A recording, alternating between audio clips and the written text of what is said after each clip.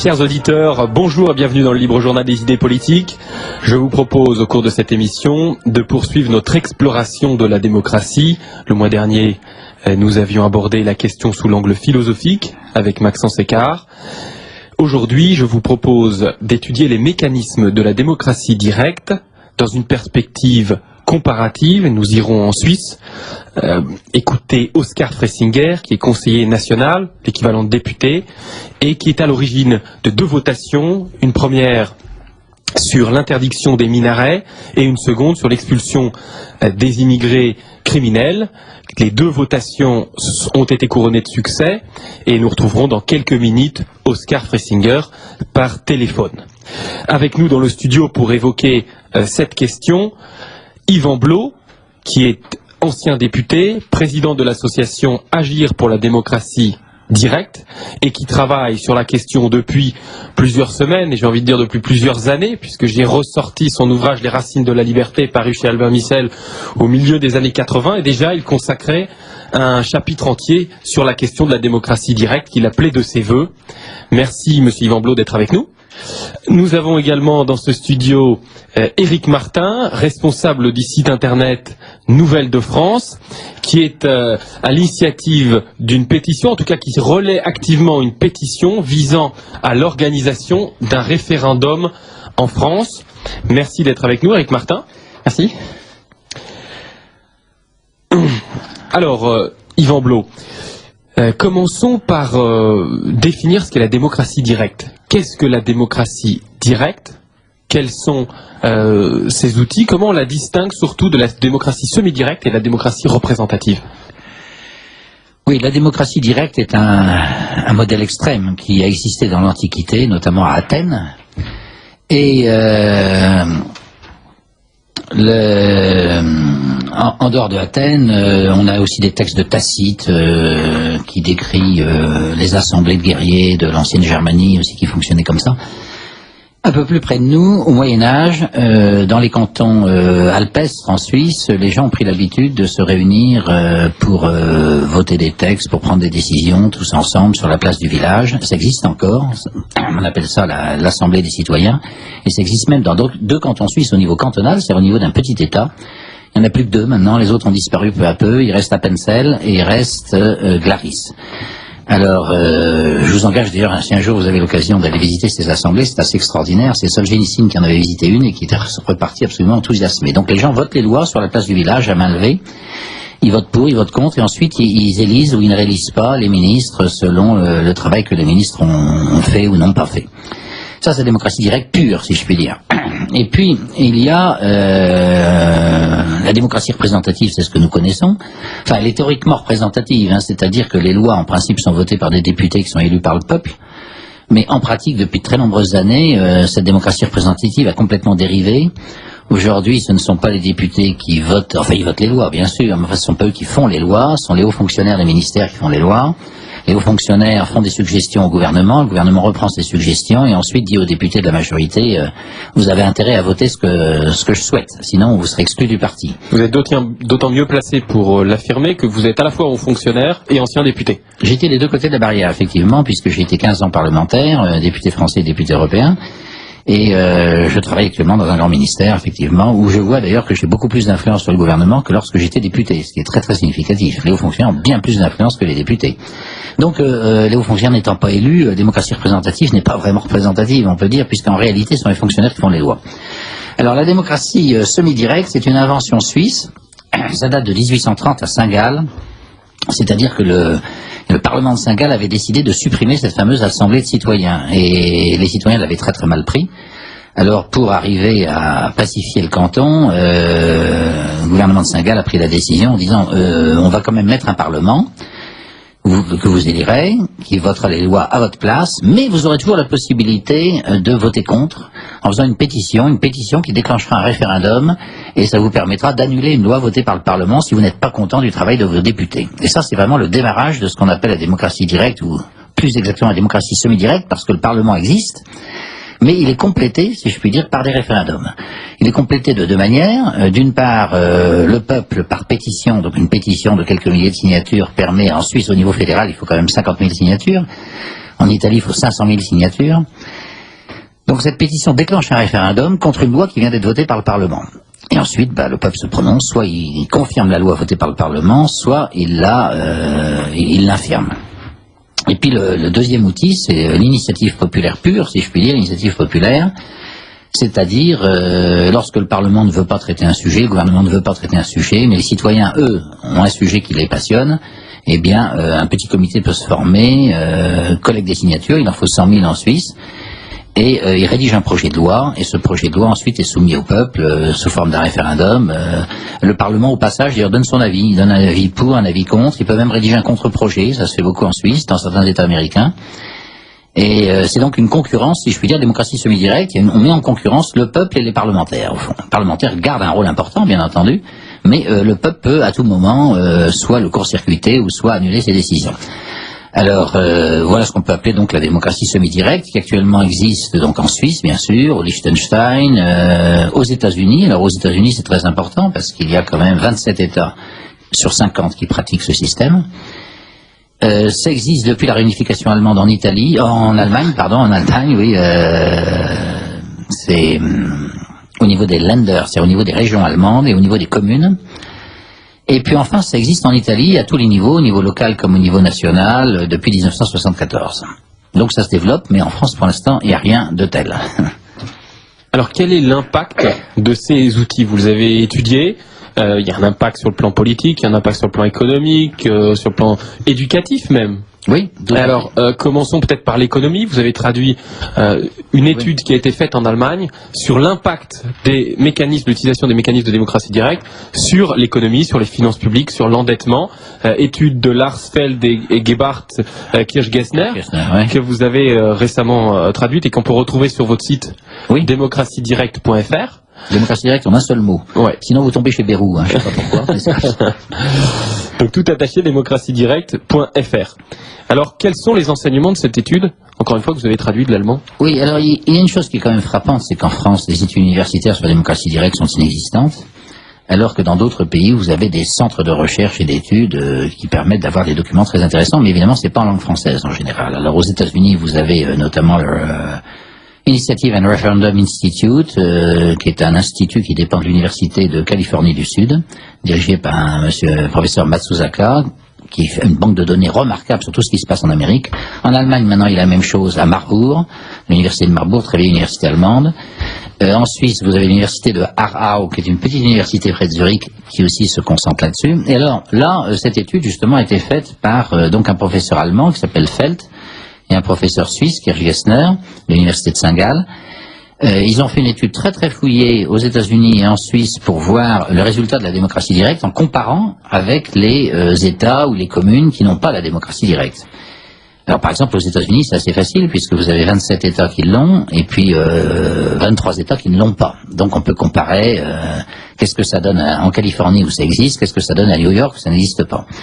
Et alors le résultat de cette étude très très très poussée a montré que là où il y a la démocratie directe, donc où le peuple peut donner son avis sur les impôts, sur les finances publiques, par référendum, les impôts sont 33% plus faibles, les dépenses publiques 33% plus faibles aussi, et l'endettement public 50% plus faible.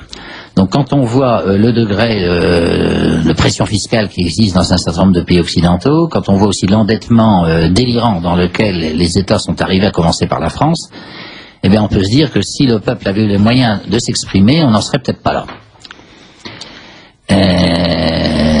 Donc cette étude, elle est vraiment très importante parce qu'elle a été confirmée par d'autres études d'ailleurs du même type. Elle montre indiscutablement que quand il y a démocratie directe, les impôts sont plus faibles, les dépenses publiques sont plus faibles, l'endettement est plus faible. Disons, les gens raisonnent de façon beaucoup plus raisonnable. Si vous voulez, les élus, un député par exemple est toujours très tenté de vouloir se faire mousser, si je puis dire, en construisant une école, une piscine, quelque chose comme ça, avec l'argent des autres, c'est-à-dire avec l'argent des contribuables. Donc il va pousser à la dépense. Un maire aussi va pousser à la dépense, donc un élu a toujours tendance à pousser à la dépense. Si les dépenses qu'il projette peuvent être soumises à référendum, et le peuple à ce moment-là dit oui ou non, Bon, ou bien les gens disent oui, ils sont d'accord, donc il n'y a aucun problème. Mais si les gens disent non, à ce moment-là, ça empêche la dépense, effectivement. Et on constate que quand ces mécanismes de démocratie directe existent, comme par hasard, les maires dépensent beaucoup moins, les députés dépensent beaucoup moins, et la prospérité économique est beaucoup plus forte aussi, parce qu'il y a eu des études même sur le taux de croissance. On a fait des comparaisons sur le taux de croissance des États américains qui ont la démocratie directe et ceux qui ne l'ont pas. Et en moyenne, le taux de croissance est 3-4% plus élevé là où la démocratie directe existe. Mais enfin, c'est peut-être pas uniquement pour ça aussi. Disons qu'en Amérique, c'est l'Ouest. C'est la moitié ouest des États-Unis qui a la démocratie directe. Et il y a peut-être d'autres raisons qui font que sa croissance est plus forte que le reste. Mais en tout cas, les résultats sont probants. La démocratie directe n'apporte pas le chaos sur le plan économique, mais au contraire, une meilleure gestion. Éric Martin, donc vous êtes le responsable du site internet Nouvelles de France. Vous vouliez réagir? Oui, tout à fait. Sur les questions sociétales, on constate que la démocratie directe favorise aussi les lois conservatrices.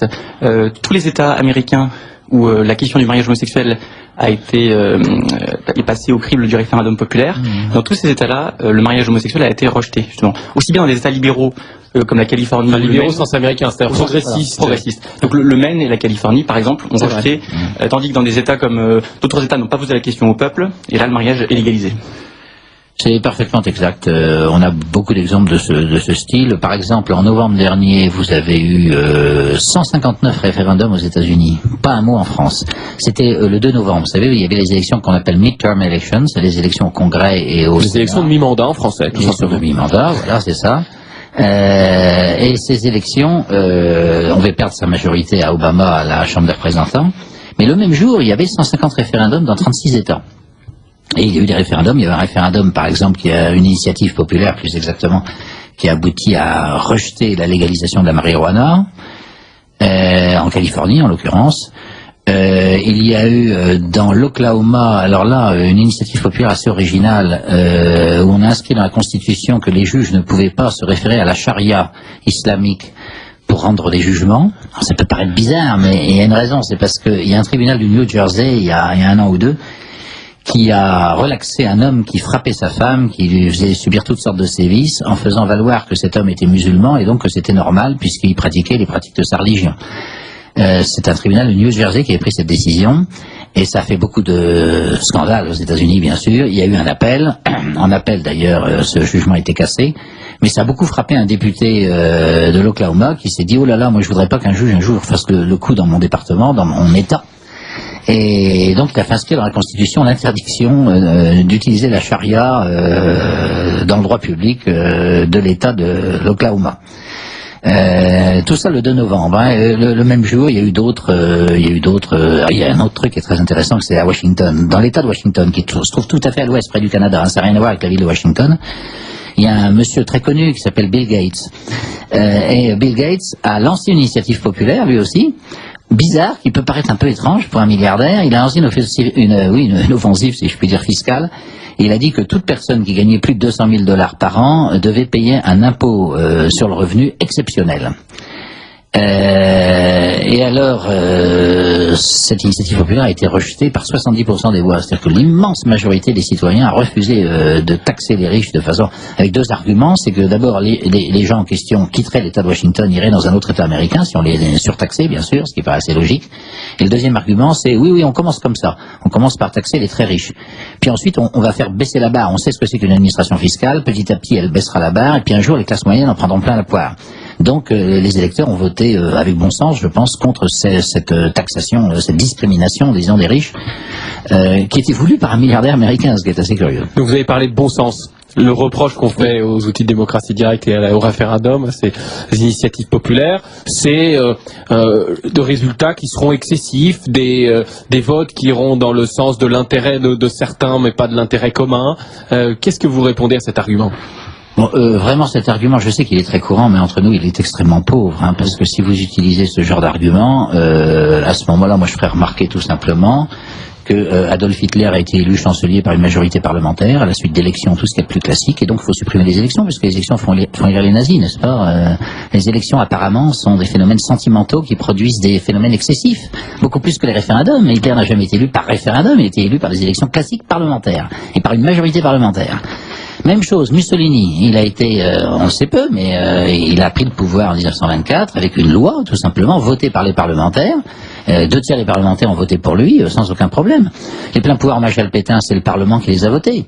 Alors, si on veut utiliser ce genre d'argument, alors il faudrait absolument supprimer tous les parlements, n'est-ce pas, parce que les parlements débouchent sur la dictature. Bon, alors, dire que les référendums débouchent sur des excès, etc., ça n'est pas prouvé historiquement, puisqu'on a maintenant une centaine d'années d'expérience aux États-Unis, une centaine d'années d'expérience en Suisse quand même, 30 à 40 années en Italie, 30 à 40 années en Allemagne, ça n'est absolument pas prouvé.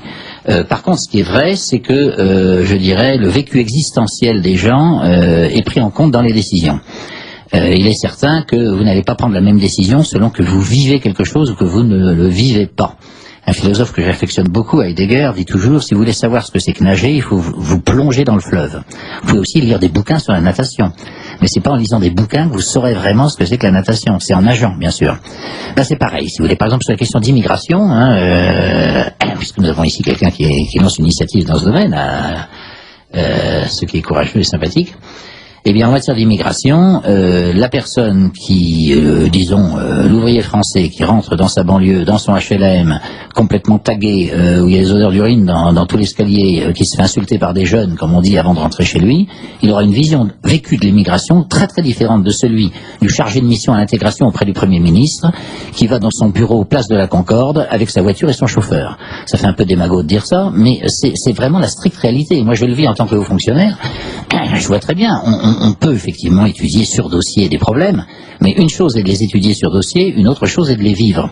Moi, j'ai connu des hauts fonctionnaires des finances qui ont fait passer des lois qui ont tué des milliers de petites entreprises.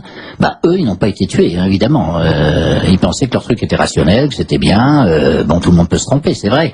Mais quand vous êtes obligé de faire vos fins de mois et que les impôts vous empêchent de faire vos fins de mois, vous le vivez quand même très différemment. Alors, l'avantage immense du référendum, c'est que c'est cette vision expérimentale des choses que tout le monde vit tous les jours. Elle est introduite dans le processus de décision. Donc, elle enrichit le système d'information qui permet de prendre des décisions. Si vous n'avez pas le référendum, eh bien, vos décisions, vous les prenez à partir de quoi? À partir de rapports administratifs. Parce que les députés eux-mêmes, hein, ils n'ont pas la science infuse, donc en fait, tous les textes viennent des ministères. Il y a des rapports qui sont faits dans les ministères. Ces rapports peuvent être d'ailleurs de bonne qualité, c'est pas le problème. Mais ils sont forcément biaisés par rapport à la réalité. Donc ça apporte des informations supplémentaires. Donc je pense que quand il y a démocratie directe, vous avez plus de rationalité, et quand vous avez démocratie strictement parlementaire, c'est là au contraire que vous pouvez avoir des emballements complètement délirants, comme celui de 1968, où à l'unanimité, M. Edgar Faure a fait voter une loi qui a plombé pour longtemps les universités françaises. On a plein d'exemples de majorités parlementaires qui ont pris des décisions complètement folles, je veux dire.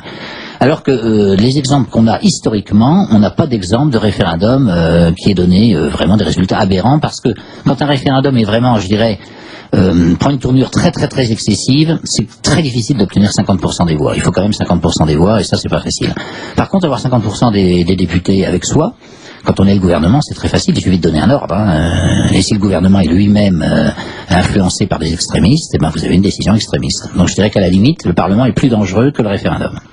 Vous parliez du canton de Saint-Gall, disant que l'adoption de la démocratie directe dans ce canton était consécutive d'une crise, un conflit important. Est-ce que c'est le cas aussi pour l'Allemagne, l'Italie, les États-Unis? Est-ce qu'on on a ce point commun, c'est-à-dire que les parlementaires bougent et acceptent de céder lorsque la marmite commence vraiment à trembler? Oui, à froid, on n'a jamais de démocratie directe, je ne crois pas. Hein. Aux États-Unis, par exemple, en Californie, comment la démocratie directe s'est implantée? C'est très intéressant le cas californien, parce qu'en plus il est amusant, si je puis dire, enfin amusant, il est tragicomique.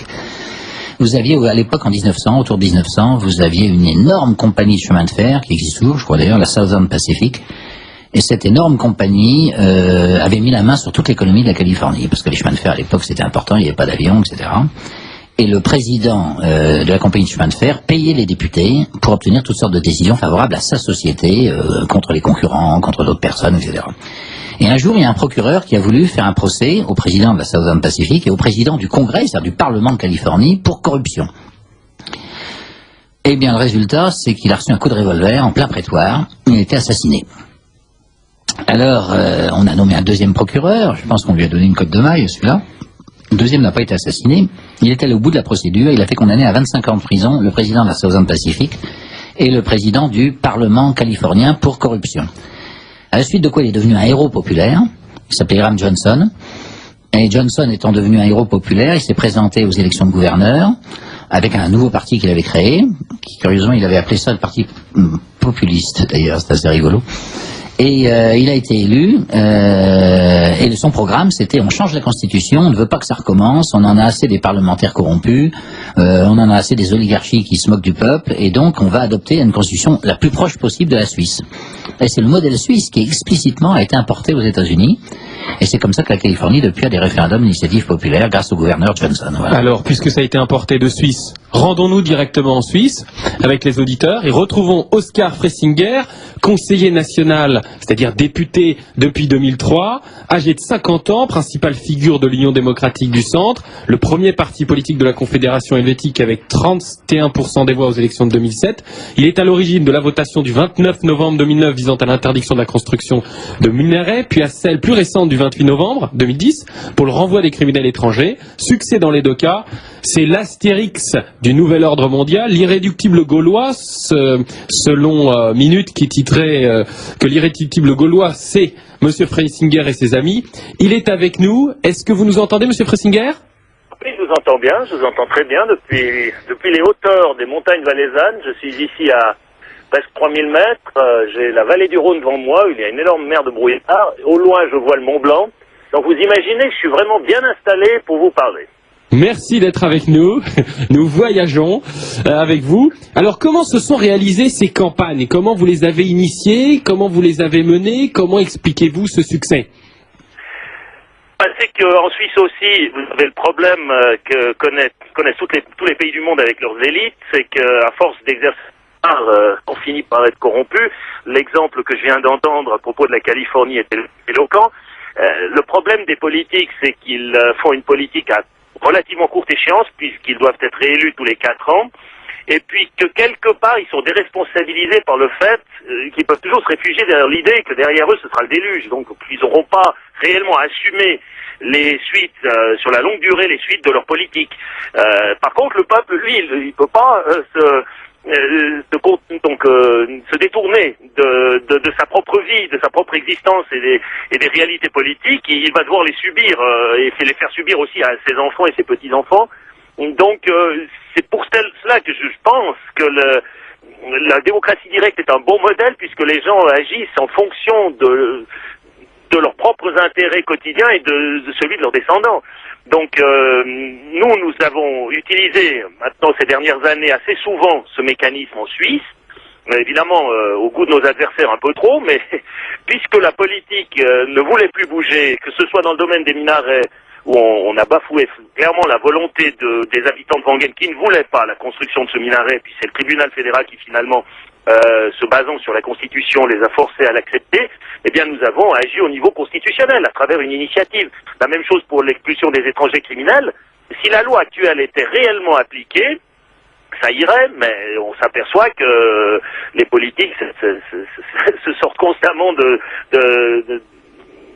leurs responsabilités et refusent finalement d'appliquer la loi. Alors avec le vote du peuple qui les rappelle à l'ordre, maintenant ils vont devoir être beaucoup plus expéditifs et les criminels, eh bien, ils seront expulsés comme ça.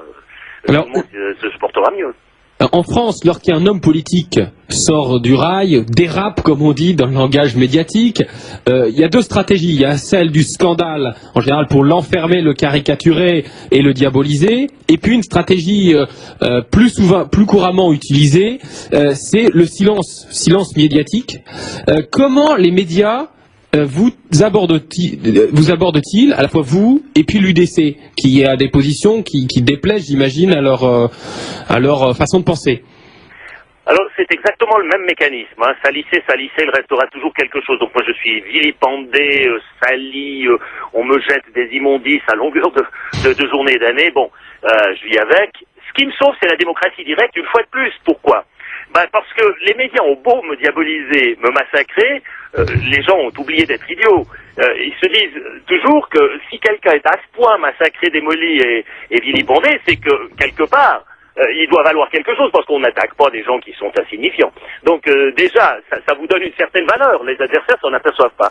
Ensuite, la démocratie directe a pour conséquence que les votations ont lieu 4 fois par année, régulièrement, et c'est toujours des campagnes avec des débats multiples avant chacune de ces votations.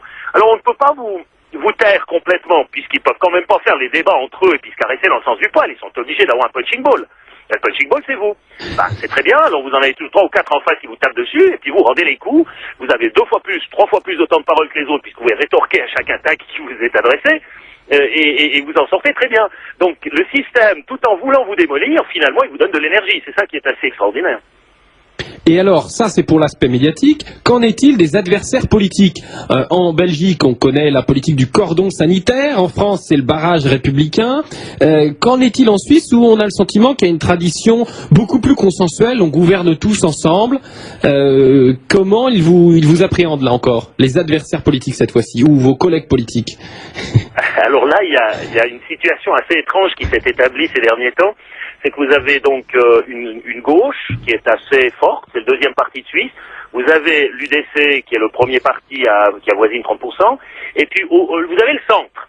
Et le centre qui est en fait plutôt centre droit bourgeois, donc le Parti démocrate chrétien, comme son nom l'indique, le Parti radical libéral, c'est plutôt des partis traditionnellement de droite, mais qui ont été, depuis mai 68, assez souvent tirés plutôt vers la gauche. Donc nous, on les ramène maintenant un peu dans leur giron d'origine, mais ils sont obligés de négocier avec nous parce que s'ils veulent faire passer certaines de leurs réformes économiques et autres, ils ont besoin de nos voix. Nous sommes la colonne vertébrale de la droite au Parlement. Sans nous, il ne faut rien passer.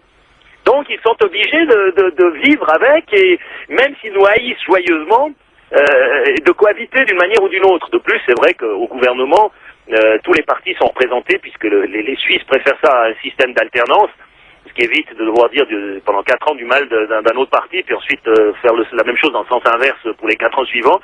Là, tout le monde essaye de s'arranger dans un gouvernement consensuel. C'est pas toujours facile, ça a certaines lenteurs, mais l'avantage, c'est que nous avons personne qui se sentent fondamentalement exclus. Alors, Monsieur Blot parlait des conséquences sur le plan économique des outils de démocratie directe. Est-ce que vous avez le même sentiment en Suisse? Ces outils de démocratie directe aboutissent à une gestion plus saine des finances, l'endettement et des dépenses publiques, évidemment? Oh, c'est évident, parce que, prenons l'exemple de la TVA. Si les politiques, si purement le Parlement avait pu décider du taux de TVA en Suisse, on en serait au niveau de l'Union européenne à l'heure actuelle, on serait à 15-20%. Mais c'est malheureusement quelque chose, malheureusement pour les autres évidemment, qui doit être soumis au peuple, et le peuple évidemment lui voit ça différemment, c'est lui finalement qui doit payer. Donc on en est maintenant à 7,6% de TVA, et s'ils veulent une petite hausse, ne serait-ce que des 0,3%, tout ça, ça doit passer devant le peuple. Et là, évidemment, la discipline budgétaire est beaucoup plus forte au niveau des citoyens, c'est étonnant. On constate ça, c'est environ des études, d'ailleurs j'ai lu l'étude de Monsieur Blot à ce sujet, qu'il m'avait envoyé par courriel d'ailleurs, je le remercie. C'est vrai que c'est 30% de moins de taxes et d'impôts, hein, ça diminue fortement les dépenses, et c'est pour cette raison que la Suisse actuellement a une situation économique relativement enviable. Alors j'imagine qu'ils essayent, vos adversaires, de remettre en cause, je crois que c'est le cas, le droit de pétition. Ils essayent de compliquer la procédure. Est-ce qu'ils ont une chance de voir aboutir ces tentatives ou pas? Bah, de nouveau, ils vont devoir passer devant le peuple. Alors j'imagine mal le peuple aller se priver lui-même de ses prérogatives. Vous voyez, c'est assez ennuyeux pour nos adversaires. Ils sont obligés constamment de passer devant le peuple souverain. Et là, je vois mal, franchement, je les vois mal gagner un vote à ce sujet. Alors une question que vous avez abordée à travers le référendum sur les minarets, c'est la question de l'islam, question que vous avez également traitée lors des assises sur l'islamisation qui sont tenues le 18 décembre dernier à Paris, à l'initiative des identitaires et de riposte laïque. Quelle est votre analyse sur ce sujet? De nouveau, en Suisse, par l'instrument de la démocratie directe, nous arrivons à agir de manière assez conséquente, même quand les politiques ne le veulent pas. En France, le problème, c'est que ce que je constate, avec une certaine distance, un regard un peu ingénu venant de l'extérieur, là, comme dans les lettres persanes de Montesquieu, n'est-ce pas? J'observe cela avec le regard innocent du nouveau-né qui constate. Il me semblerait que les politiques ont une tendance à se mettre la tête dans le sable et se dire je ne vois pas le problème donc il n'existe pas, s'il n'existe pas j'ai rien besoin de faire. là, le peuple, lui, qui doit vivre quotidiennement avec la réalité des banlieues, avec les incivilités qui grandissent, la violence, le parallélisme de sociétés incompatibles les unes avec les autres, donc lui aura plutôt tendance à vouloir que ça bouge. Or, en France, la situation est telle que les instruments institutionnels manquent aux gens pour réagir contre cette réalité vécue. Ils n'ont tout simplement pas les leviers de pouvoir, les instruments pour réagir. Et en plus, la loi électorale, à mes yeux, on peut penser maintenant du Front National ce qu'on veut, hein, c'est quand même assez étonnant d'avoir une loi électorale qui est faite uniquement pour exclure le Front National de tout exercice du pouvoir. Par contre, on le maintient en vie pour faire semblant, pour montrer qu'il y a quelque part quand même un débat politique. Parce qu'évidemment que les deux partis qui s'alternent au pouvoir, eux ont des programmes similaires à bien des égards. Donc c'est comme en Suisse, au fond il y a deux partis, il y a nous et les autres. Les autres, au fond, ils voudraient entrer dans l'Union européenne, jouer le jeu de la globalisation, brader tout ce qui concerne nos traditions, nos racines, notre souveraineté, notre indépendance, et surtout jeter par-dessus bord la démocratie directe. Et puis il y a nous, les souverainistes, évidemment les méchants, qui tenons à la souveraineté de l'État-nation et qui pensons que l'État-nation a un futur. Dans l'entretien que vous accordez à Minute le 3 novembre dernier, vous expliquez que le bourrage de crâne qui a lieu pour essayer de complexer, de terroriser les Occidentaux ne passe pas tellement en Suisse. Comment vous l'expliquez, ça? Ah, et ça, c'est une longue tradition. Il faut voir sur quelle base la Suisse a été construite. Trois petits paysans qui se font un serment, qui se battent contre l'empire de ce moment-là. Hein, disons, c'était en tout cas les Habsbourg étaient un pouvoir extrêmement fort. On réussit ensuite à se libérer même du Saint-Empire romain. Donc la Suisse est toujours quelque part définie contre des adversaires multiples et très puissants qui étaient autour. La Suisse elle-même étant un très petit pays. Bon, c'était les meilleurs mercenaires du monde jusqu'à Marignan en 1515, mais quand même. Donc, il y a, comment dire, une sorte de volonté de résistance, de ne pas se laisser dicter notre politique par d'autres, de ne pas se soumettre à des juges étrangers, qui est très très forte. Je suis ici maintenant dans ce cirque alpin.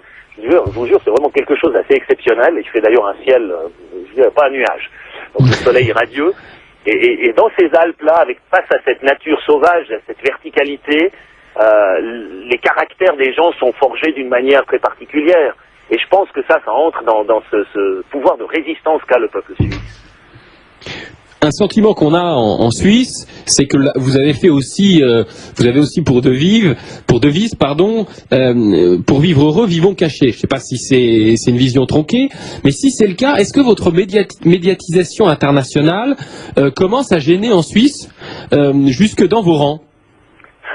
Oui, parce que la stratégie que poursuivait mon parti jusqu'à présent, c'est de dire, restons planqués dans le bunker et tirons sur tout ce qui s'approche. Or, ça, c'est la stratégie de la ligne Maginot, c'est la stratégie du barrage de l'Atlantique des nazis, ça c'est la stratégie qui, finalement, dans l'histoire, a toujours échoué. Il vaut mieux avoir une stratégie de mobilité et l'attaque est toujours la meilleure défense. Donc, l'Union européenne exerçant actuellement des pressions, je trouve, assez intolérables sur la Suisse, hein, quand j'entends là leur ambassadeur Reiterer nous faire la leçon de démocratie, alors que ces gens-là, au niveau de leur système bruxellois, je pense qu'ils ont encore des leçons à apprendre des Suisses, je me dis qu'il faut réagir. Et je me suis aperçu que les populations actuellement en Europe ont une soif de démocratie, une soif de codécision, une soif de pouvoir déterminer à nouveau leur destin eux-mêmes. Donc pourquoi pas aller leur amener ce message. Depuis le vote des minarets, je m'aperçois qu'il y a un regain d'intérêt pour la démocratie directe, qu'il y a une prise de conscience chez beaucoup d'Européens de ce petit pays libre, là au milieu de ce continent, qui détermine lui-même sa destinée, et ça semble très attrayant à beaucoup de gens.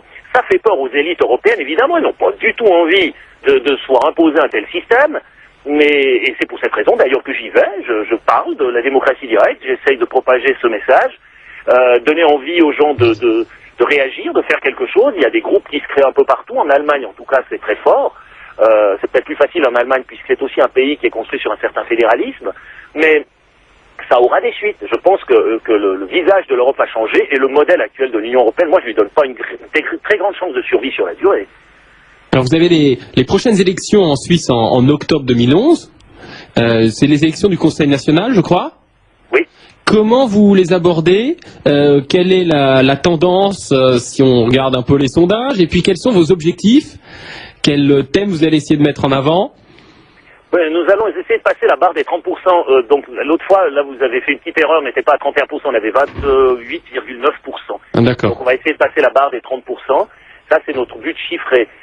Comment y parvenir? C'est constamment répéter le même message aux citoyens. Qu'est-ce que vous voulez? Est-ce que vous voulez une Suisse indépendante, une Suisse souveraine? Vous voulez maintenir l'État-nation fort et indépendant? Ou est-ce que, finalement, vous voulez gentiment glisser dans le giron de l'Union européenne, vous laisser manger par cette machine, participer à la grande esbrouffe, et puis finalement surtout payer des milliards dans un gouffre sans fond. Les autres, c'est ça, nous, c'est différent. Alors, si vous voulez choisir le parti qui défend sans concession la souveraineté du pays, eh bien c'est l'UDC, il y en a pas deux. Et c'est une réalité, et c'est ça qu'il faut simplement répéter aux gens. C'est le sujet principal. Le reste, c'est la sécurité, c'est éventuellement revoir Schengen, parce que, évidemment, avec l'abrogation des contrôles de personnes aux frontières, on a importé une criminalité débordante. Alors c'est vrai qu'avec le vote sur l'expulsion des étrangers criminels, on a réussi à régler une petite partie du problème. Mais globalement, on n'a pas résolu l'affaire, puisque les gens continuent à pouvoir entrer pour commettre des crimes chez nous. Nous, on peut qu'ensuite les expulser, mais puisqu'on n'a pas de contrôle, après, ils peuvent revenir quand ils veulent, après avoir purgé leur prison. Donc c'est pas une solution qui règle tout le problème. Il nous faudra trouver encore d'autres moyens. Oscar Fressinger, merci beaucoup d'avoir été avec nous. Bravo pour vos succès. Je crois que vous êtes un espoir pour de nombreuses personnes à travers le monde, en tout cas en France. Merci de terminer l'année 2010 avec nous. Je crois que peut-être Yvan Blot, vous avez une question à poser ou un commentaire? Non, pardon, j'ai cru. J'ai écouté M. Freisinger avec beaucoup d'intérêt, parce que pour moi, depuis longtemps, d'ailleurs, je pense que la Suisse est un vrai modèle et qu'on doit étudier le cas suisse pour voir ce qu'on pourrait faire pour améliorer les institutions françaises. Je vous poserai peut-être une dernière question, oui, si vous permettez. C'est M. Freisinger. Je crois qu'il y a d'autres initiatives populaires qui vont être votées, je crois, en février, notamment sur le maintien des armes militaires chez soi. Quel est le débat autour de cette initiative qui intrigue les Français, parce que c'est vraiment un sujet qui serait impensable chez nous, on n'en parlerait même pas. Ouais. Ah oui, d'ailleurs, permettez-moi de vous saluer d'abord, je suis très heureux de vous entendre. Vous aussi. C'est merveilleux quand même la technique moderne, moi assis là sur une montagne, et vous à Paris, et on se communique comme ça, c'est fabuleux. C'est vrai. Donc pour l'histoire des armes, évidemment, si vous voulez faire disparaître de la surface de la Terre l'État-nation, l'État qui est la Suisse, il faut s'attaquer à ses piliers fondateurs. L'un des piliers fondateurs, c'est le soldat milicien. Ça a toujours été construit comme ça, la Suisse. Et chez nous, la tradition veut que le soldat a son fusil à la maison. Il est à domicile. D'ailleurs, au contraire de ce qu'affirment nos adversaires, il y a très très peu de suicides qui se font par l'arme de service. C'est 1,4% des suicides. C'est vraiment beaucoup moins que par pendaison. La pendaison représentant 20%. Donc, il faudra interdire les cordes alors. Etc.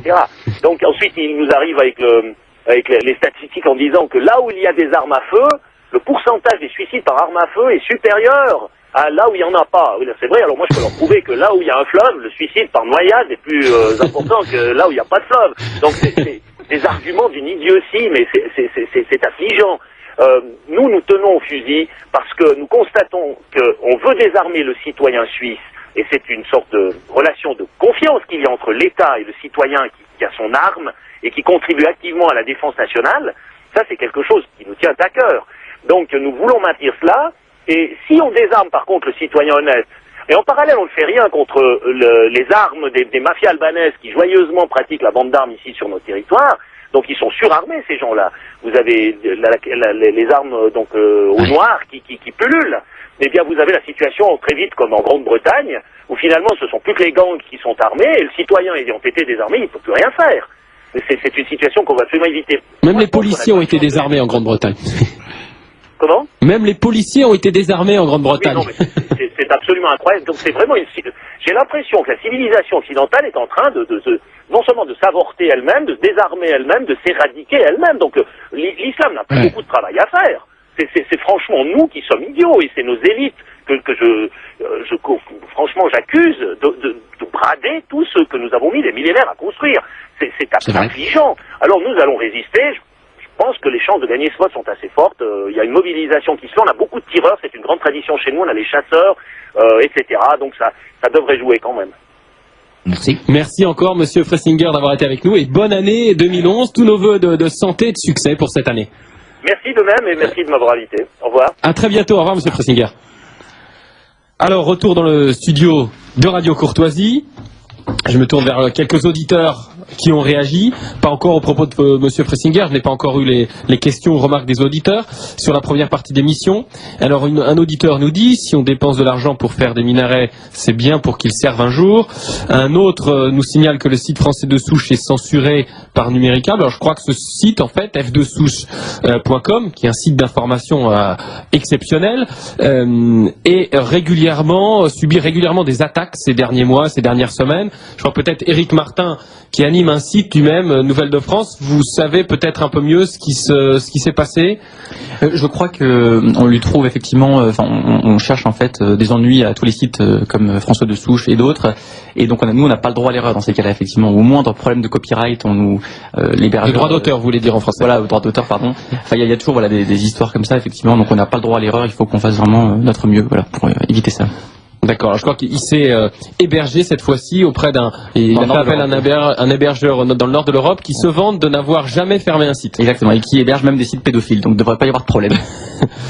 Alors, un auditeur nous rappelle que une auditrice, que la Déclaration des droits de l'homme de 1789 proclame: la loi est l'expression de la volonté générale, donc la démocratie directe est la seule valable. Alors on va revenir, chère auditrice, sur cette question de la démocratie directe en France. Que trouve-t-on dans les textes ? Oui. Et quelles sont les fenêtres de tir que nous avons? Encore un auditeur nous pose une question à Monsieur Blot. Vous qui étiez le collègue de Monsieur Gollnisch au Parlement, que pensez-vous de lui et de son combat politique? On sort un peu de la démocratie directe, mais je vous laisse noter la question si vous voulez réagir avant de revenir sur le sujet de la démocratie directe. Un auditeur rappelle qu'aux États-Unis, ils ont adopté la démocratie directe qui a fait baisser les impôts, mais certains États sont en faillite, comme la Californie, justement, qui a adopté la démocratie directe et qui serait en faillite. Qu'en pensez-vous? Voilà. Alors, peut-être sur la dernière question, pour commencer par celle-là, parce qu'elle est évoquée de temps en temps, effectivement. La Californie a un règlement budgétaire un peu particulier qui fait que le budget doit être adopté aux 2/3. Je veux dire, les 2/3 du Parlement doivent voter pour le budget. Un vote de la majorité ne suffit pas.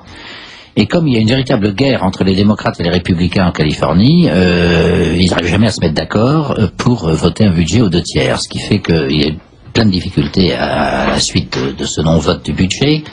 Et c'est ce qui a permis de dire que la Californie ne pouvait plus honorer ses engagements, qu'elle était au bord de la faillite, etc. Alors, justement, le 2 novembre, j'en ai pas parlé là, mais le 2 novembre, quand il y a eu ces 159 référendums aux États-Unis, le jour des élections à mi-mandat, il y a eu une initiative populaire en Californie pour supprimer cette règle des 2/3, et elle a été adoptée à 70% des électeurs. Donc je pense que maintenant, les choses iront mieux.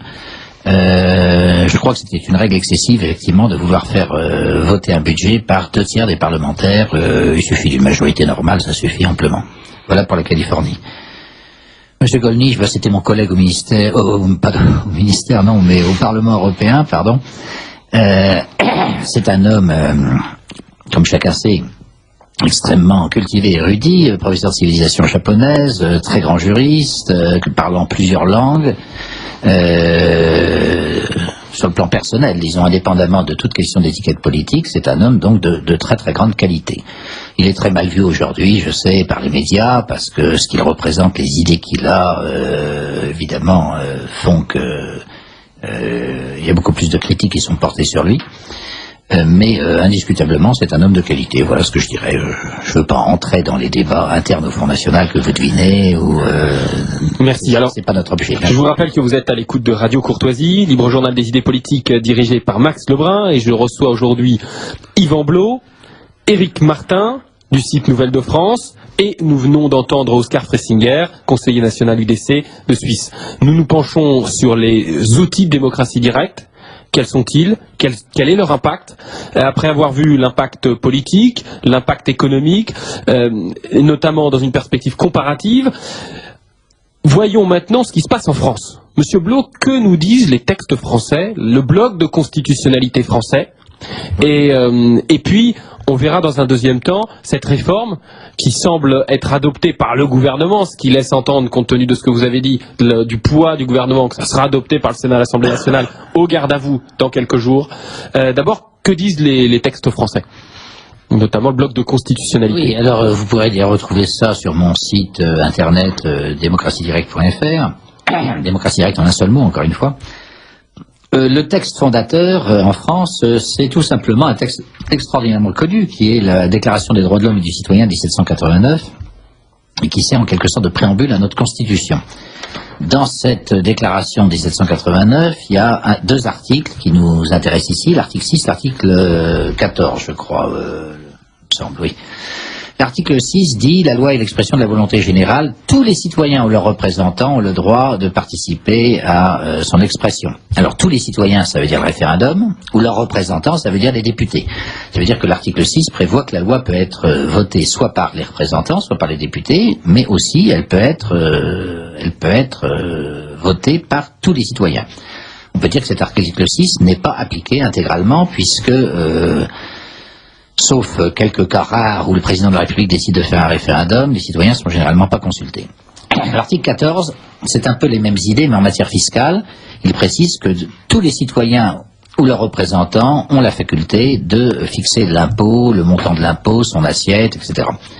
Alors là, pour le coup, ça n'est absolument pas appliqué. C'est effectivement le Parlement qui vote l'impôt. Vote l'impôt d'ailleurs un peu sur l'ordre que le gouvernement lui donne, et en fait les textes sont préparés là aussi par le ministère des Finances essentiellement. Et quant aux citoyens, il n'y a pas de référendum fiscal en France, c'est absolument impossible, donc il est privé de ce pouvoir que lui donne pourtant la Déclaration des droits de l'homme, article 14. Donc on pourrait dire que finalement notre but, c'est un peu le but de mon association Agir pour la démocratie directe, c'est de faire appliquer intégralement les articles 6 et 14 de la Déclaration des droits de l'homme. Alors, en dehors de ces deux articles-là, vous avez bien sûr l'article 11 de la Constitution qui fixe les conditions dans lesquelles on peut faire des référendums au niveau national. Jusqu'à présent, seuls des référendums pouvaient être initiés par le Premier ministre ou par les présidents des deux assemblées, et c'est le président de la République qui convoquait les électeurs. Bon, on sait les référendums du général de Gaulle, ceux qu'on a connus récemment, le référendum sur l'Europe de Jacques Chirac, ils sont tous en fonction de ce modèle. Ça n'a pas grand-chose à voir avec la démocratie directe, parce que c'est le président de la République, en réalité, qui décide de faire un référendum. Et à ce moment-là, on ne sait plus très bien si c'est une question de confiance pour le président ou si c'est une question de fond. Donc il y a un mélange entre la notion de plébiscite où on dit bah moi je vais voter pour le référendum parce que j'aime bien le président de la République, ou alors je vais voter contre parce que je déteste le président de la République, et ça fausse complètement le débat. On ne parle plus du sujet lui-même à ce moment-là, on parle d'un homme.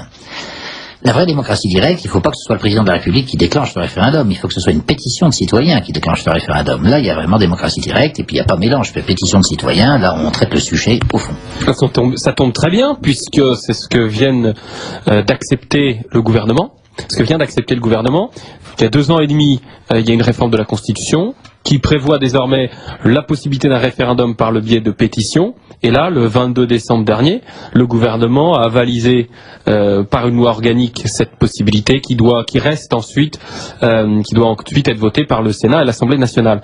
Je rappelle que votre association, Yvan Blot, Agir pour la démocratie directe, a pour objet d'obtenir une réforme de la Constitution de la République française pour y introduire au niveau local et national des mécanismes de démocratie directe, notamment le référendum d'initiative populaire. Ça y est, l'objet de votre association est satisfait? Vous n'avez plus qu'à dissoudre votre association? Je vois bien que vous plaisantez. C'est vrai que la Constitution a été réformée en 2008, il y a eu une réforme constitutionnelle en 2008, bon. Et maintenant on a introduit un référendum d'initiative, je dirais, parlementaire et populaire, c'est-à-dire que 2/5 de l'Assemblée, pas loin de 300... 3/5, je veux dire, à peu près 300 députés peuvent effectivement déposer une pétition soutenue par près de 4 millions de citoyens, 10% du corps électoral, ce qui est un chiffre qui s'est absolument jamais vu dans aucun pays où il y a la démocratie directe. On ne demande jamais des chiffres aussi élevés, c'est impossible.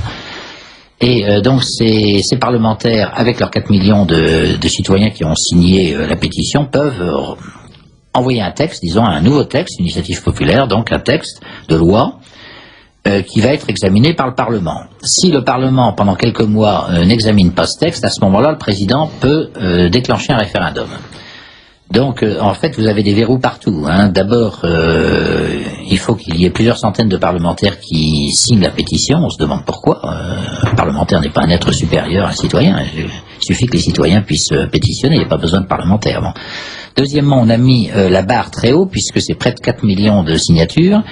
C'est du délire pur. Hein. En Italie, il faut 500 000 signatures pour déclencher. Je parle de l'Italie parce qu'il y a à peu près la même population que la France. 500 000 signatures permettent de déclencher un référendum en Italie. Nous, on demande entre 3 et 4 millions. Donc, en Suisse, c'est 50 000 signatures pour 8 millions d'habitants. Voilà, c'est ça, c'est ça.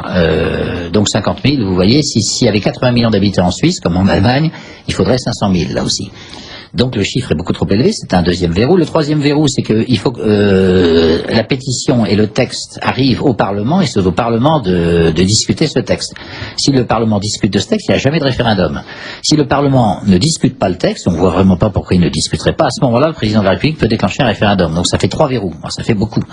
On peut ajouter un 4e verrou qui serait le Conseil constitutionnel, qui pourrait éventuellement interdire le référendum si le sujet ne lui convenait pas. Bon. Avec tous ces verrous-là, très franchement, le système ne fonctionnera pas. Par contre, ce qu'il y a de bien, quand même, c'est qu'on ait introduit dans la réforme de 2008 le principe même d'un référendum d'initiative venant du peuple ou venant des parlementaires. Donc il y a un petit début, disons, dans le texte qui n'est pas mauvais. Je pense qu'en révisant ce texte et en faisant sauter les verrous dont j'ai parlé, on pourrait à ce moment-là avoir un système qui fonctionne. Donc il y a un petit progrès, tout petit, mais là, le dispositif tel qu'il est prévu ne marchera pas, c'est pas possible. Alors le député UMP, lui, Hervé Mariton, nous dit que c'est une avancée démocratique majeure et il nous rassure, je cite, la barre des 4,5 millions des Français requis pour signer une pétition pourrait éventuellement être revue à la baisse, s'il le faut. On verra avec le temps peut-être dans 10 ans, 15 ans. Si aucune question n'arrive à émerger d'ici quelques années, il faudra sans doute baisser la barre. C'est l'expérience qui nous le dira. Ben, on a l'expérience, on l'a. Ça fait 100 ans que ça existe aux États-Unis, 100 ans que ça existe en Suisse. Et on sait très bien que cette barre de 4 millions est complètement délirante. Monsieur Mariton ne connaît strictement rien à la législation suisse américaine, mais ça ne m'étonne pas d'ailleurs, parce qu'une façon générale, en France, ce sujet est très très mal connu. Mais il ne faut pas 4 millions, il faut 500 000. Et 500 000, c'est déjà beaucoup. Alors, vous êtes quand même optimiste sur le fait qu'il y a une petite modification qui ouvre la perspective. Restent maintenant les conditions qui sont ridicules. Comment contourner ces blocages ? Quels sont vos objectifs avec votre association Agir pour la démocratie directe ? Mais peut-être avant de voir ça, je me tourne vers Éric Martin. Éric Martin, c'est le responsable du site Nouvelles de France, un site qui a été créé il y a quelques mois. Quelques semaines. Voilà. Alors en 2 mots justement pour expliquer un petit peu ce qu'est Nouvelles de France et ce qu'on apporte de plus, c'est qu'il n'existe. On apporte de plus. Alors à quoi ? En fait, à une pétition qui a été lancée sur Internet et qui vise à l'organisation d'un référendum sur la question de l'immigration. Et vous avez déjà obtenu plus de 15 000 signatures, c'est ça ? Alors il y en a à 7 500. 16 500. Alors. Donc Nouvelles de France participe activement à cette campagne. Tout à fait. Et je vous ai interrompu, je vous laisse poursuivre.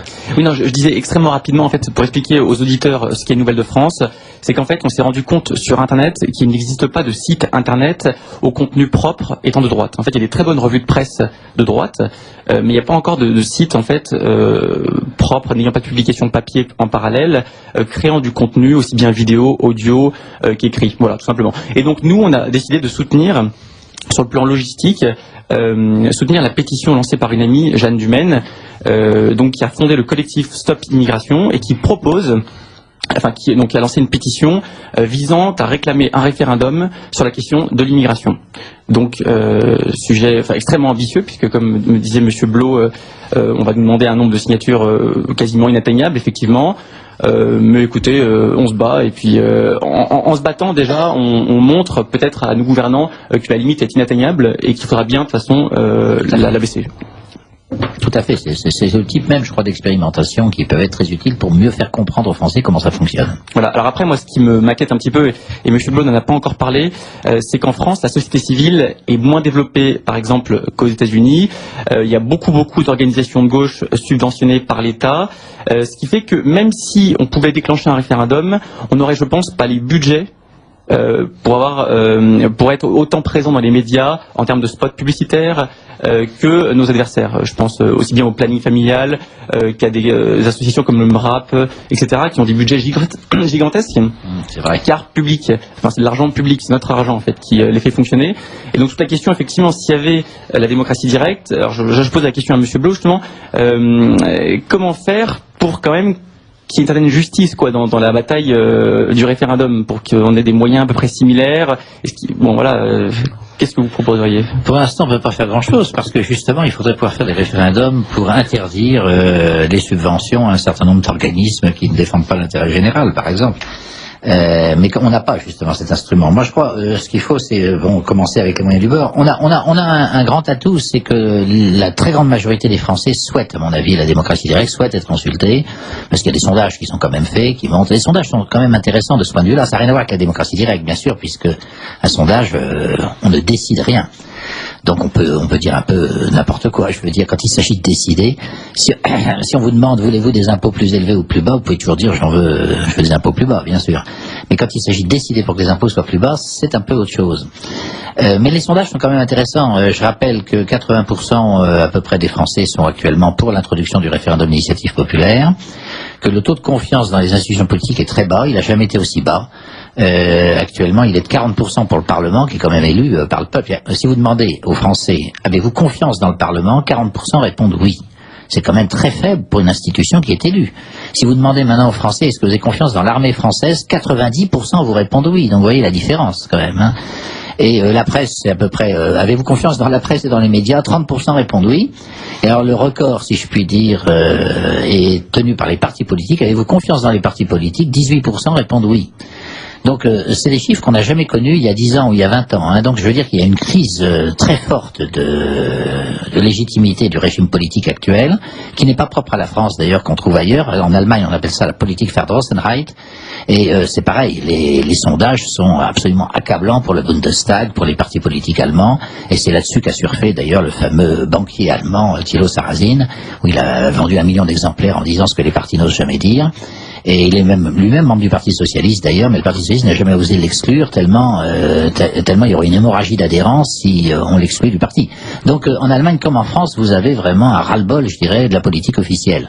Et ce phénomène, on le retrouve dans d'autres pays d'Europe, hein, c'est un phénomène général qui se développe. Alors ça, je crois que c'est la base sur laquelle on peut se fonder. Alors maintenant, sur cette base-là, il faut essayer de créer des associations, de créer des actions, bien sûr, et peu à peu essayer de mobiliser le maximum de personnes. Moi, dans mon association, la priorité, c'est de faire connaître les mécanismes de démocratie directe parce que personne ne les connaît. Donc, on fait un cycle de conférences à Paris sur le sujet. Il y a le site, bien sûr, qui présente un certain nombre d'informations sur le sujet. Et je vise un peu trois cibles plus particulièrement, qui sont les médias, pour faire connaître déjà aux journalistes ce que c'est, parce que soit ils savent même pas ce que c'est. Les parlementaires, parce qu'il y a quand même une minorité de parlementaires. Là, j'ai fait une réunion à l'Assemblée nationale il n'y a pas très longtemps. Il y a 30 parlementaires qui sont venus quand même, hein, qui étaient plutôt de droite, c'est vrai. Mais qui sont venus donc parce qu'ils s'intéressaient à la démocratie directe. Et puis la troisième cible, et ça je m'en suis pas encore occupé, mais il y a du travail à faire, je pense, c'est tout le monde des professions libérales, des petites et moyennes entreprises, pas les grandes entreprises. Les grandes entreprises n'ont aucun intérêt à la démocratie directe, mais les petites entreprises, les PME, les artisans, toutes ces professions-là sont particulièrement menacées par des impôts trop élevés, par l'insécurité, par des problèmes de ce type.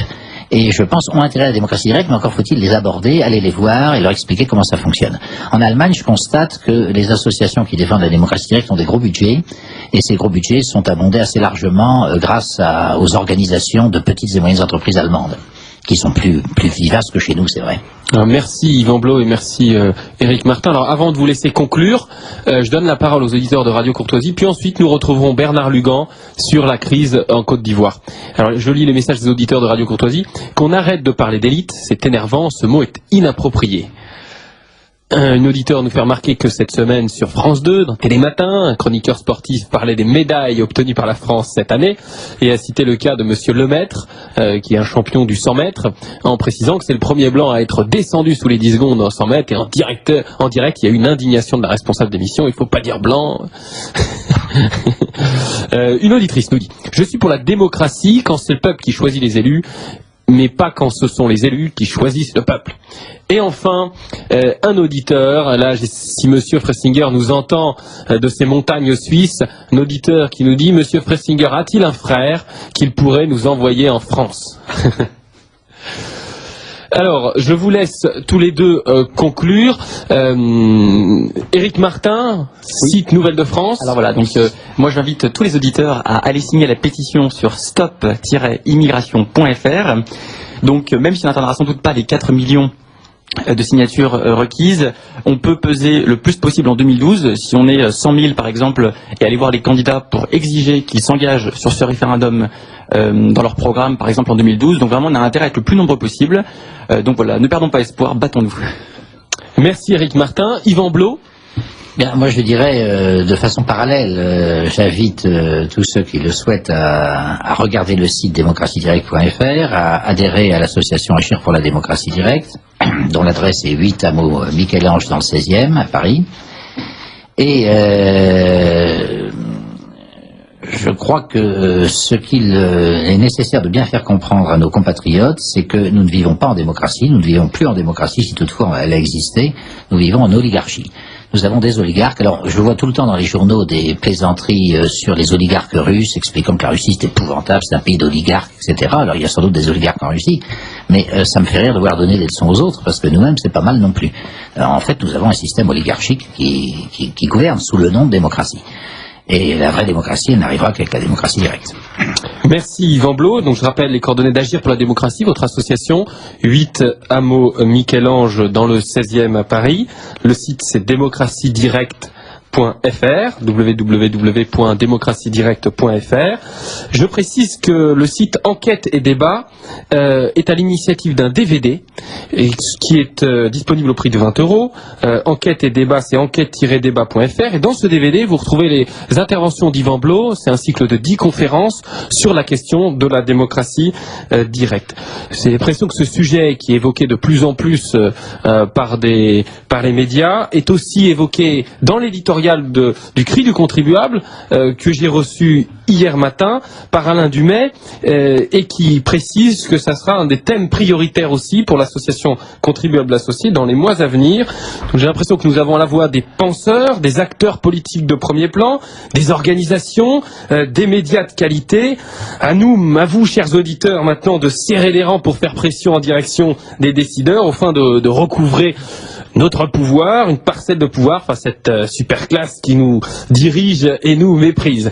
J'en profite avant d'accueillir Bernard Lugan et de changer complètement de sujet, préciser que Radio Courtoisie elle-même ne vit que grâce à ses auditeurs. Si vous avez un média indépendant comme celui-ci, c'est que vous avez des bénévoles, comme les patrons d'émission et tous les intervenants, mais nous avons aussi un certain nombre de frais, comme les frais d'émission, et puis le paiement des responsables techniques qui ne peuvent vivre que d'amour et d'eau fraîche. Alors je vous remercie d'envoyer votre cotisation à Radio Courtoisie, une cotisation de 40 € minimum, au 61 boulevard Murat, 75 016 Paris. Attrapez votre carnet de chèques et prenez un stylo pour noter les coordonnées de la radio et envoyez votre chèque sans plus attendre au 61 boulevard Murat, 75 016 Paris, chèque à l'ordre de Radio Courtoisie. Merci, nous passons donc à la deuxième partie de l'émission, après ce thème consacré à la démocratie directe, pour parler de la crise en Côte d'Ivoire avec Monsieur Bernard Lugan. Est-ce que vous êtes avec nous, Monsieur Lugan? Oui, tout à fait, bonjour. Bonjour. Je vous salue, je salue les auditeurs et je salue votre invité. Merci encore d'avoir accepté. Monsieur Lugan. Oui, et je pense que votre invité est parmi vous. Il est encore là, il est dans le studio. Vous le saluez vraiment cordialement de ma part. Très bien, je crois qu'il vous entend. Alors, vous êtes maître de conférences hors cadre à l'université Lyon Droit. Oui, j'ai quitté l'université, j'ai quitté la médiocratie universitaire. D'accord. Vous êtes conférencier dans de nombreux établissements et instituts, l'auteur de nombreux ouvrages, j'en citerai au moins 2, L'histoire de l'Afrique aux éditions Ellipse, qui est paru récemment, Pour en finir avec la colonisation aux éditions du Rocher, et vous êtes le fondateur et directeur de l'Afrique réelle, une lettre mensuelle sur l'Afrique, lettre que j'ai découverte il y a un mois grâce à Claire, une fidèle auditrice que je remercie.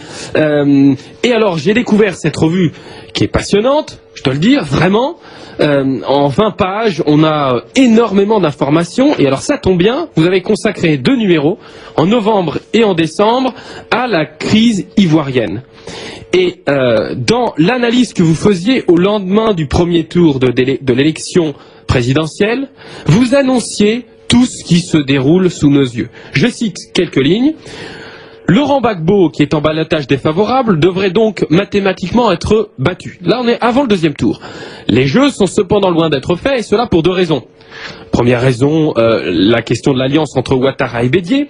Et deuxième, vous ajoutez, Laurent Gbagbo n'est pas un homme à abandonner facilement un pouvoir qui a eu tant de mal à conquérir, et son clan, qui porte la responsabilité de multiples exactions, sait qu'il a tout à redouter de la victoire de ses anciennes victimes nordistes. Et vous précisez que sa seule stratégie sera de radicaliser la situation pour en revenir d'une manière ou d'une autre au concept d'ivoirité. Bon, on en est exactement là, il reste au pouvoir, il durcit ses positions, et nous sommes donc au mois de décembre, qui est le mois de la Côte d'Ivoire. Le 11 décembre 1891, c'est la première fois qu'apparaît le nom de Côte d'Ivoire. Le 7 décembre 93, c'est le décès d'Houphouët-Boigny qui règne sur la Côte d'Ivoire entre 1960 et 1993. Le 24 décembre 1999, c'est le premier putsch de l'histoire de la Côte d'Ivoire par le général Gueye. Et puis là, nous avons cette crise en décembre. Alors, Monsieur Lugan, est-ce que vous pouvez nous expliquer d'abord, le contexte de cette élection présidentielle. Pourquoi elle est survenue en 2010? Est-ce qu'on est à une fin de mandat? Est-ce que c'est les conséquences d'une pression internationale, d'un accord politique national? Oui. Ce qui s'est passé, c'est que le président Gbagbo a été très mal élu il y a 10 ans, il s'est maintenu au pouvoir, son terme étant échu, et la communauté internationale, aveuglée par son idéologie et par le refus de prendre en compte la réalité ethnique, a pensé que par le coup de baguette magique de l'ordre mondial, les élections allaient régler la situation. Et les élections ont eu lieu, et ces élections ont été en fait un sondage ethnique grandeur nature, qui ont bien fait apparaître la réalité que nous, ethno-historiens, spécialistes de la question, connaissons bien.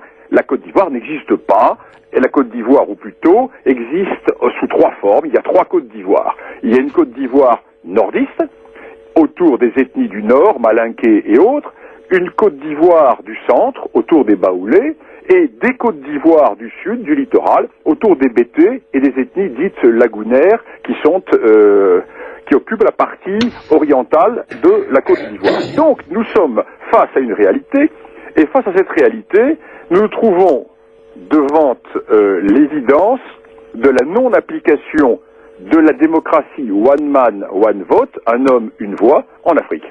Totalement différent de nos vieilles démocraties européennes. Je pense que votre invité a mis en avant cette idée tout à l'heure concernant la Suisse. Là, nous sommes en Suisse dans un cadre véritablement de la vraie démocratie. Tandis que le système de la démocratie plaqué sur des sociétés artificielles qui sont des sociétés communautaires et qui ne connaissent pas l'individu, aboutit à la catastrophe. Parce que, automatiquement, il suffit de connaître les rapports ethniques pour annoncer les élections. Moi, je n'ai pas lu dans le Mar de Café quand j'ai annoncé la situation. Je suis ethno-historien de l'Afrique. Donc, je connais les ethnies, je connais les alliances, je connais les poids ethniques. Moi, je peux vous annoncer dans n'importe quel pays le résultat avant les élections. Parce que c'est de la mathématique électorale. C'est de l'ethno-mathématique. Alors, vous fournissez... Ce qui fait qu'aujourd'hui, la situation est très simple. Il y a un président qui a été élu, Ouattara, qui n'a aucun pouvoir et qui est absolument incapable de prendre le pouvoir dans le Sud. Et vous avez un président qui a été battu, M. Gbagbo, qui s'est proclamé président, qui est, lui, accroché à sa zone du Sud, qui n'a aucune envie de conquérir le Nord, et qui tient la Côte d'Ivoire utile. Il tient la Côte d'Ivoire maritime, la Côte d'Ivoire pétrolière, la Côte d'Ivoire portuaire, la Côte d'Ivoire qui produit du cacao, celle qui produit du café. Il a en plus l'armée, la gendarmerie. Il est sur une base ethnique qui ne reculera pas. Et il est parfaitement accroché au pouvoir. Alors face à cela, que peut-il se passer? La communauté internationale montre bien son impuissance, le tigre de papier de la communauté internationale.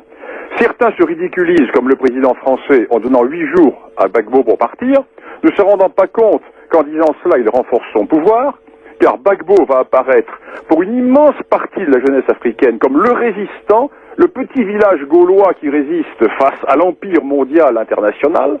Monsieur Gbagbo est soutenu par des pays d'Afrique qui sont très importants. L'Angola, n'oublions pas que l'Angola est un ferme soutien de Gbagbo, et plus le Nigeria va attaquer Gbagbo et plus l'Angola va le soutenir. L'Angola qui envoie des armes, l'Angola qui envoie des techniciens. Gbagbo est appuyé sur les ethnies Krou du Libéria. Il est soutenu par une partie des lobbies internationaux, et Gbagbo va faire le dos rond. Chaque jour qui passe renforce sa position, parce que Ouattara va apparaître comme l'homme du FMI, l'homme de la Banque mondiale, l'homme des étrangers. Ce qui en Afrique est très mauvais au point de vue opinion. Il est absolument incapable de prendre le pouvoir.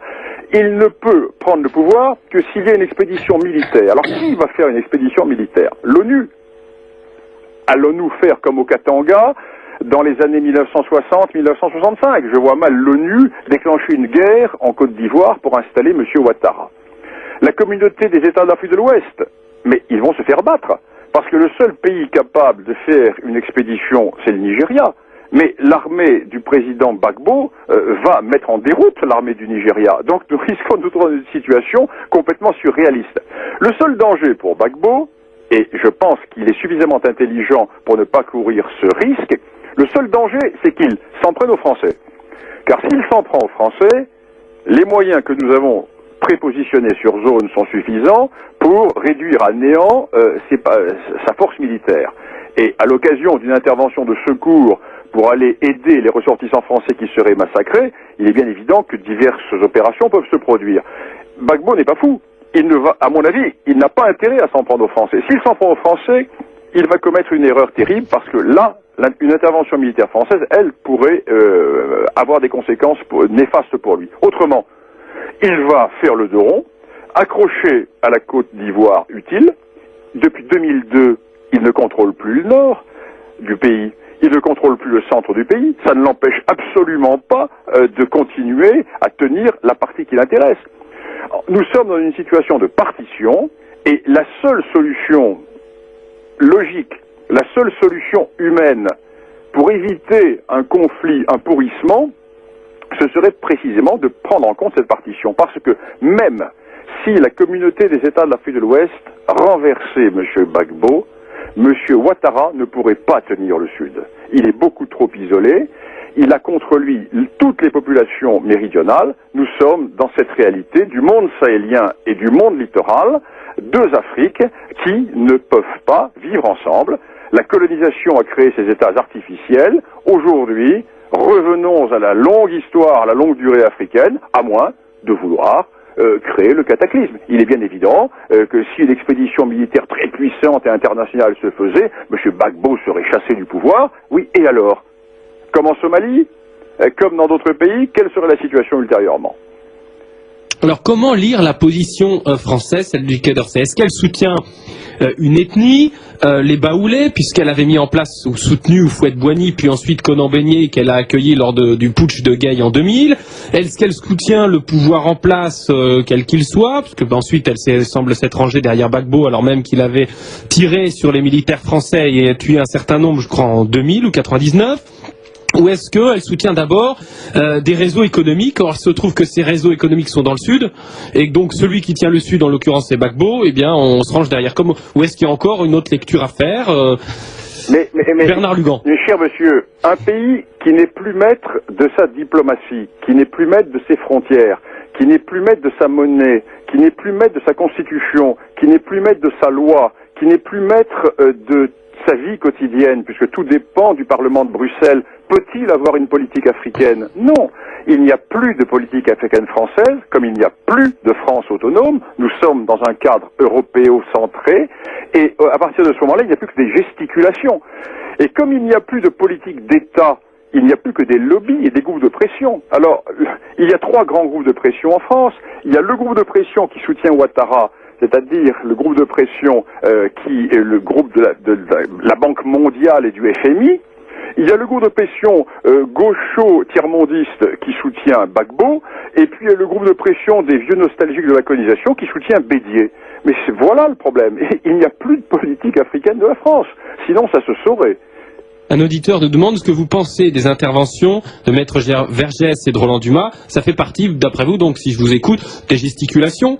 Ah non, non. Eux mènent une vraie politique. Non, Maître Vergès et Roland Dumas mènent eux une vraie politique. Ils ont véritablement vu le défaut de la cuirasse. Maître Vergès est un révolutionnaire et Maître Dumas est un grand esthète qui vit sur une autre planète, n'est-ce pas? Et ils ont vu tous les deux le défaut de la cuirasse et ils vont soutenir Laurent Gbagbo. Moi, je pense que Laurent Gbagbo a toutes les chances de se maintenir au pouvoir parce que il va chaque jour qui passe renforce son pouvoir et nous allons voir petit à petit ses soutiens apparaître. Alors pour le moment, comme soutien officiel, il n'a que l'Angola. Mais il y a 3 ou 4 pays d'Afrique de l'Ouest qui, sans le dire, sont prêts à se rallier à lui. Et chaque jour qui passe, renforçant son pouvoir, va voir sortir du bois ses vrais soutiens, à la fois en Afrique, à la fois à l'extérieur. Et vous allez voir qu'au début, s'il n'est pas renversé dans les jours qui viennent, Laurent Gbagbo n'est pas prêt de quitter le pouvoir. Et je vois une situation très claire, c'est M. Ouattara qui va vite apparaître comme étant un gêneur et qui va se trouver dans une situation totalement inconfortable. Et au bout d'un moment, les Baoulés, voyant que M. Ouattara qu'ils ont soutenu n'est pas capable de s'imposer, vont le laisser tomber. Et l'on risque de voir un front renversé qui se produit avec les Baoulés et M. Gbagbo. Mais si vous le voulez, l'incompétence, la nullité, l'évanescence des responsables français laisse pantois. Je suis sidéré de voir une telle nullité politique, une telle méconnaissance des réalités africaines. Je vous rappelle que vous êtes à l'écoute de Radio Courtoisie. Nous recevons Bernard Lugan sur la crise en Côte d'Ivoire. C'est le directeur, le responsable de la revue L'Afrique réelle, qu'on peut se procurer, qu'on trouve sur Internet. Et dans l'Afrique réelle, alors vous parlez de nos responsables politiques, vous donnez une citation de Lionel Jospin, complètement hallucinante quand on lit ce que vous avez présenté. Et il nous explique qu'il soutient Gbagbo, qui n'a pas une approche ethnique de la vie politique.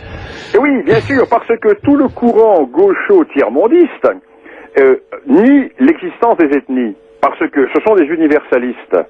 Donc l'universaliste ne peut pas reconnaître l'existence d'une ethnie, car l'universaliste est contre tous les enracinements, il est contre tous les nationalismes, contre tous les enracinements. Donc, il faut présenter M. Gbagbo comme un nationaliste qui dépasse le cadre ethnique. Et toute la politique de Laurent Gbagbo a été celle-là. Et à l'heure actuelle, quand vous lisez les journaux qui soutiennent, enfin, les quelques journalistes qui osent encore soutenir Laurent Gbagbo, parce qu'ils étaient très nombreux à le soutenir, ben là ils se sentent assez mal à l'aise avec ce qui se passe, tout de même les exactions, etc.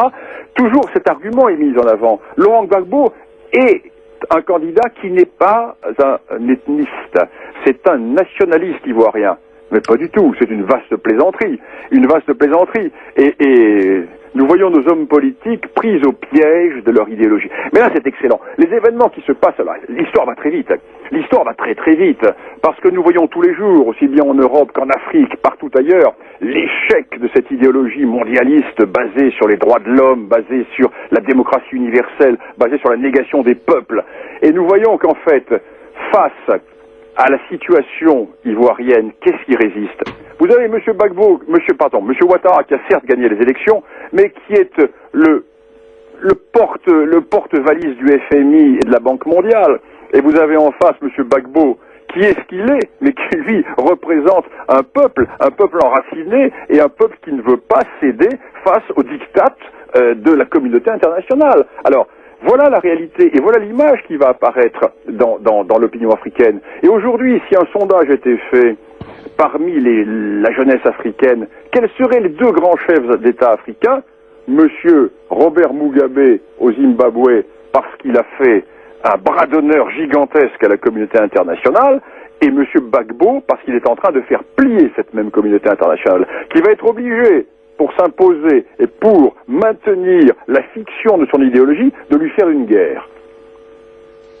Alors, contrairement donc aux chercheurs officiels, c'est-à-dire les chercheurs du CNRS, qui eux nient toute influence de la question ethnique dans ce conflit, alors que si on regarde les cartes que vous fournissez, c'est flagrant. Tout est ethnique. On voit l'occupation géographique de certains territoires par certaines ethnies et le résultat électoral. Et là, il y a un copier-coller qui est incroyable. Il faut vraiment être aveugle pour pas le voir.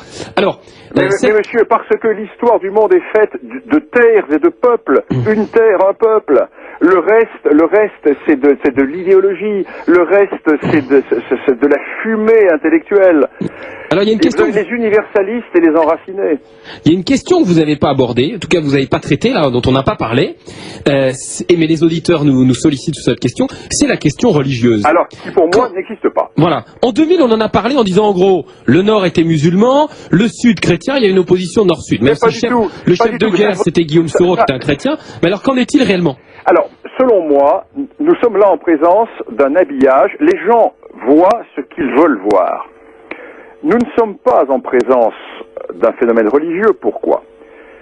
Le christianisme et l'islam, dans ces régions d'Afrique, sont des données récentes. L'Afrique existait avant l'islam et avant le christianisme. Et de tout temps, les peuples du Sahel, qui depuis sont devenus musulmans, ont poussé vers le sud, vers les peuples du littoral, qui depuis sont devenus chrétiens. Alors que l'élément chrétien et musulman, donc religieux, soit un facteur aggravant aujourd'hui, je veux bien, mais ce n'est pas le cœur du problème. Prenez un simple exemple. Monsieur Ouattara est musulman, oui, mais son premier ministre Guillaume Soro est catholique. Autour de Monsieur Gbagbo, les chrétiens qui sont présents sont souvent, surtout, des évangélistes américains ralliés aux diverses églises pentecôtistes ou autres. Nous ne sommes pas dans une affaire religieuse. En revanche, dans certaines régions d'Afrique, il peut y avoir un problème religieux. Dans les zones qui sont situées beaucoup plus au nord. Mais là, le déterminant et la clé d'explication est une clé ethnique. L'islam et le christianisme sont arrivés bien après cette opposition sur la longue durée entre le monde du Sahel et le monde du littoral.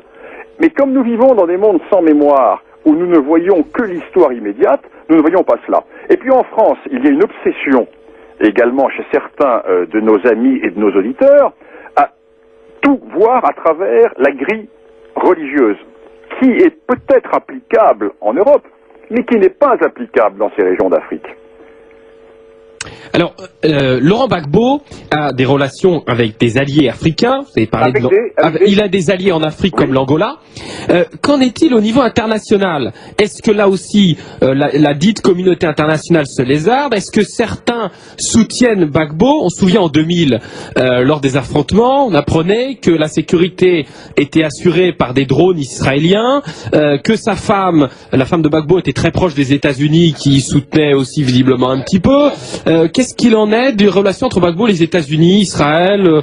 Est-ce que tout ça sont regroupés dans la communauté internationale ou le problème d'Israël est un problème compliqué parce que la femme de Ouattara étant elle-même de confession israélite, il y a un partage qui se fait. Grosso modo, disons que la finance internationale et le nouvel ordre mondial économique soutient Ouattara. Mais ce n'est pas exclusif.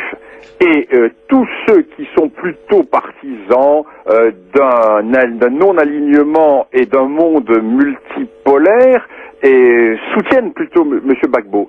Ce qui fait que si M. Gbagbo tient un mois et demi, il va gagner. Il faut qu'il tienne. Chaque jour affaiblit M. Ouattara et chaque jour renforce M. Gbagbo. Bernard Lugan, merci infiniment d'avoir consacré presque une demi-heure avec nous sur cette question ivoirienne. À très bientôt sur l'antenne de Radio Courtoisie. À très bientôt. Je rappelle que vous pouvez retrouver Bernard Lugan sur son site internet, bernard-lugan.com, et vous abonner à sa revue Afrique Réelle, en envoyant un chèque de 35 € pour un an ou 50 € pour 2 ans, alors de Bernard Lugan, BP 45 42 360 Panissière. Je répète, Bernard Lugan, LUGAN, BP 45 42 360 Panissière, PANI 2SIE RES. Je précise également qu'il y a une marche, la 7e marche au flambeau en l'honneur de Sainte-Geneviève à Paris le 9 janvier prochain, à 17h sur le parvis de Notre-Dame. Je précise également que notre invité de la première partie, Yvan Blot, organise une conférence le lundi 17 janvier 2011 à 19h30 à l'hôtel Neva, 14 rue Breil, BREY, dans le 17e à Paris, à l'hôtel Neva, 14 rue Breil, dans le 17e, le 17 janvier à 19h30. Sur l'Italie. Et Sur l'Italie. Conférence sur l'Italie, pardon. La démocratie directe en Italie. La démocratie directe en Italie. Enfin, je termine dans cette dernière minute qui nous reste pour préciser, je vous invite à renvoyer la pétition que vous a adressée Henri de Lesquen et qui sera adressée dans les prochaines semaines au CSA, pétition visant à élargir la capacité d'émission de Radio Courtoisie qui pourrait émettre ainsi dans d'autres régions que celles que nous couvrons actuellement. Donc renvoyez votre pétition, si possible avec un soutien. Merci encore de soutenir Radio Courtoisie. Je redonne l'adresse 61 boulevard Murat, 75 016 Paris. Je vous donne rendez-vous dans 4 semaines, après vous avoir donné mon courrier électronique, max.lebrun@yahoo.fr, si vous voulez réagir à cette émission ou aux précédentes, max.lebrun@yahoo.fr. À très bientôt pour une nouvelle émission.